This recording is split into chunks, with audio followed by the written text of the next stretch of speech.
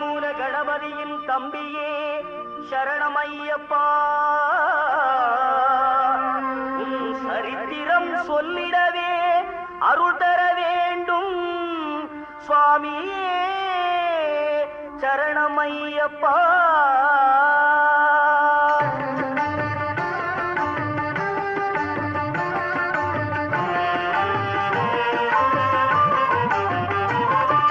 சபரிமலை வாழ்தேவா சுவாமிய சரணம். இந்தாள் பழிந்தோம் காத்தருள்வாய் ஐயனே சரணம். சபரிமலை வாழ்தேவா சுவாமிய சரணம்.